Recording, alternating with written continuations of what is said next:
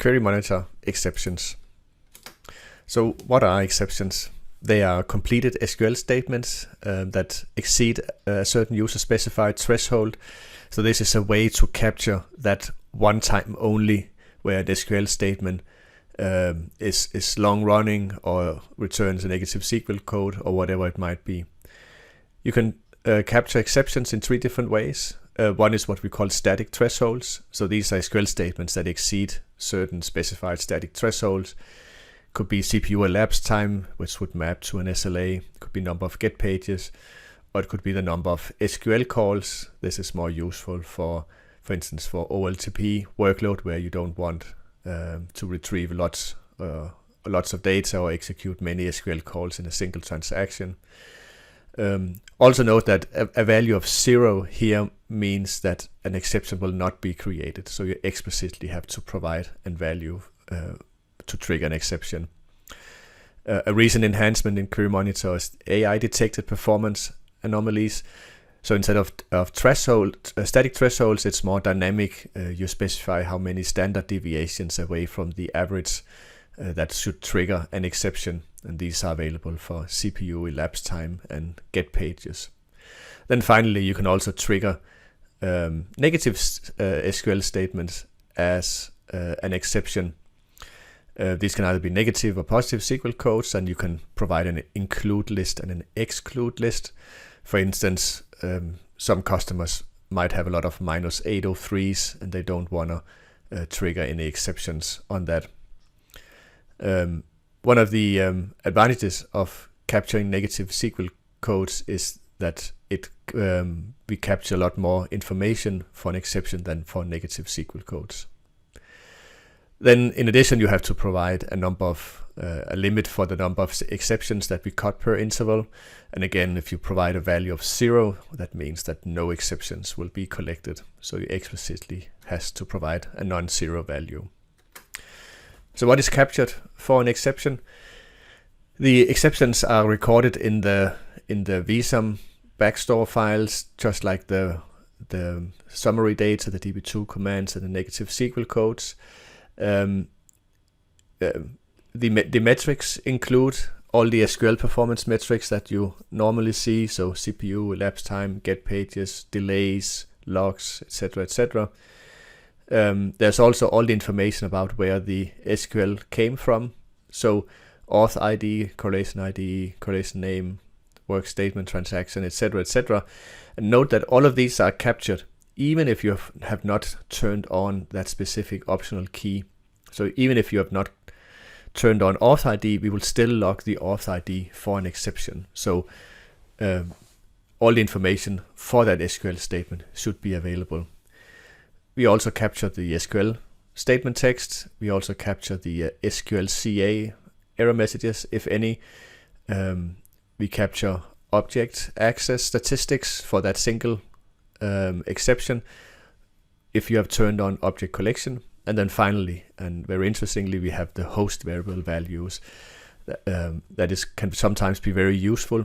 If you have a long-running SQL, then seeing the host variables for that SQL might help you understand why this specific one ran for a long time. For instance, it might be that certain values were null that you did not expect or something like that.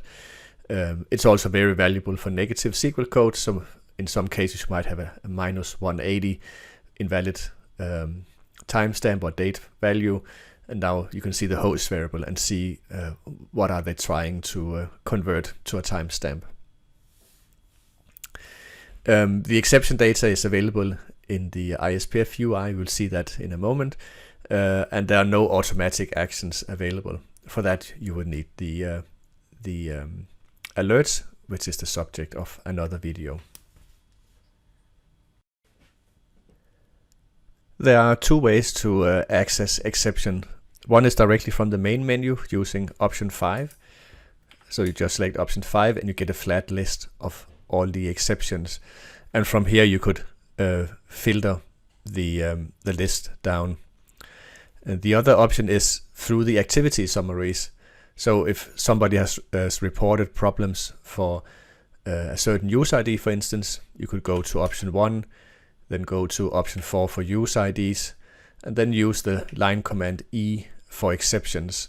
This will take you to the exceptions panel with the specified criteria. This is available for all the navigation under activity summaries. So on the exceptions panel here, we have the usual options available. You have the interval command, you have the filtering, you have the column setup, and so on. And as you can see, we have all the metrics available for this exceptional SQL statements. The columns that are highlighted in yellow, that signals the threshold that triggered this exception. So for the first line, this was triggered based on elapsed time.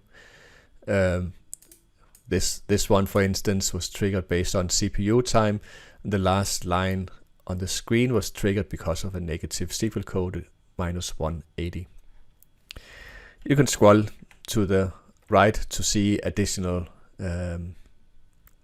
metrics for this statement, including job name, correlation ID, auth ID, etc., etc. All the information needed to identify this query. The column exceptions shows you the reason why the exception was triggered.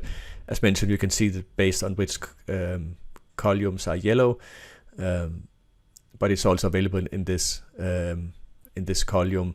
So L is the anomaly detection based on elapsed time. P is anomaly detection based on CPU. And LP just means that it triggered both thresholds. Q is negative SQL code, and then there can also be examples for E, CPU, etc., for that trigger the static thresholds. There's also a column that shows you if host variables were captured. So you see this column HV, and so for instance we have the -180, so that means an invalid timestamp or invalid date or valid time. So we can see this is the SQL statement. So it was a select from a table, higher date equal question mark. So that's the host variable marker. And then using the H line command, you can see the host variable. So in this case, they passed the data 45 as a date, and obviously Db2 could not convert that to a date, and so it ended up with a negative -180. So this shows the value of capturing the host variables. There are additional information available, drill downs. So for instance, you can see the log statistics, miscellaneous statistics, buffer pool statistics, parallel activity, and also, as mentioned in the introduction, you can see objects, calls, and the actual SQL statement analyzed if you can pass the SQL statement to SQLPA. So for instance, here we can drill down. Oh, there's no object data for this one. This is the actual logic of a native stored procedure. Let's find another one here. So this is the SQL statement. You can drill down to the calls, and from the calls you could see things like the SQL CA here for that execution. That was a negative SQL code 0. If you take the -80, drill down, you see here the calls. So there's a prepare, describe, and then the open failed with a -180, and you can see the SQL code.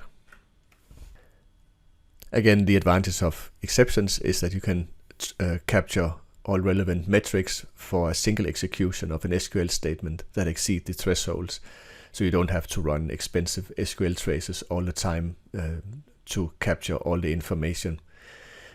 In the activity summaries of Query Monitor, you will see summarized and averaged data. This is the data for that specific individual execution.